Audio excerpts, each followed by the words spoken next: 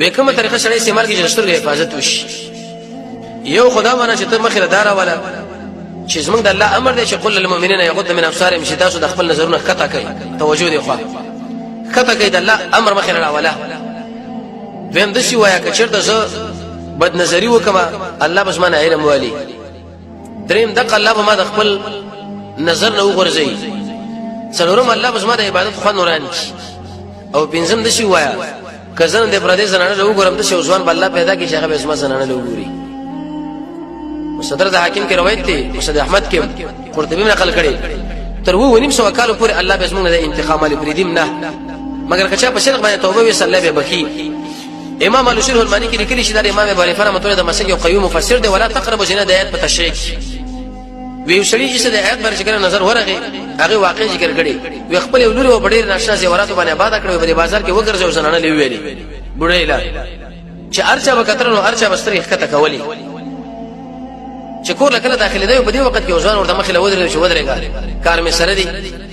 وی غاړه د خځنه واخسته یو طرف او بل طرف خپل کړه او نور خوشی کړه ویزه ودا کله چې الوسی سے فرمایي ودا زنانه چې کول رااله نو دې سړیونه پښتنه وکړي دې سړی بډای نشي زمانه دې لور سره خلکو صح حرکت وکړي ویشه ارچا بل دره د خپل نظر حقیقت ساتل سیوالي او ځوان چې هغه غاړه واخسته یو طرف او بل طرف خپل کړه وسترګونه وکړي لاړ قسم په الله زه چې کله بالغ شوم ما چرته غلط حرکت نه کړې مګر زنانه ماته غاړه خسته یو طرف او بل طرف خپل کړي او الله دغه انتقام باندې واخص څه مطلب کوم چرته بر دې زنانه لاس وروړو دغه به عزت مو وکړي بل قرآنی فیصله دا یاد ساته چې زموږ زنانه سره به عمل کیږي یو بل واقع سره کله سره په سفر باندې تقریبا 300 میاشتې بار یو ورځ په سره کې دا خبره شیطان ورواچل چې لکه دی سفر کې او دې زنانه سره زنا وکړه څوک تا ګوري سورې یوسف کې الله دا تربیت مونږ کړي چې یوسف یو ځوان دی او حسین دی د دنیا نیمه حسس مونږ الله ور کړي مسافر دی هیڅوک خپلوان نشي چې لکه کدا رسوام شي هیڅوک څه پیژني لکه باز خلک وسوي چې لکه خارج د بلال شو د بجنونه کو څومره ګوري دا الله خو مونږ ګوري افضل الايمان ان تعلم ان الله ما كهت ما كنت بهترین ایمان دا چې الله ارجه مونږ ګوري او زنانه مونږ طلب کړي او زنانه د بادشاہ زنانه دا او کوټم بندره هیڅوک شته نه سوا د الله نه او غلام د څه ورته وي دا وشي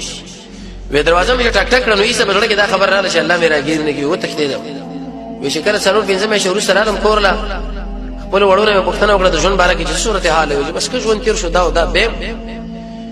څه خبره تیر شي څنګه وې شپو د شپونه په عمر وخت کې په پلانې شپې یو سړی ما دروازه ټک ټک کړو چې کله بار ورو ته مې څوک نو دې سړی معلومه کړو ک ال تماچر د غلط حرکت کړي وې دلته ګور سړی تیارو بس دا خبره مخه راوړه د زموږ د لپاره زموږ استاد لپاره خبر پریز دی به به شیخ